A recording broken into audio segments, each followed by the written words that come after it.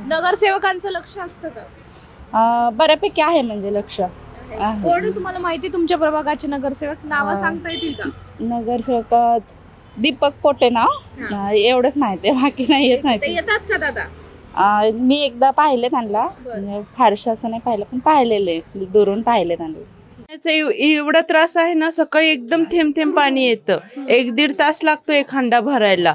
5 वाजता पाणी येतं, 9 वाजता जातं. खूपच बारीक पाणी असतं. पण अशा ह्याच्यात प्रेशर नसतं पाण्याला. पाण्याला प्रेशर काय एकदम छोटी धार सारखी असते. एक हांडा भरायला 1-1.5 तास लागतो. 2 हांडे कशी तरी भरायला जातात.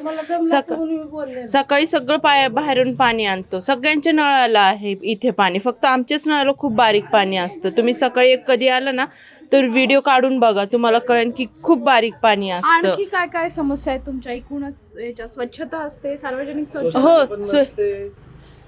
एकच मिनिट त्यांचं. स्वच्छता एवढी नसती, आपल्याला हवे तेवढी नसती, कमी असती जरा.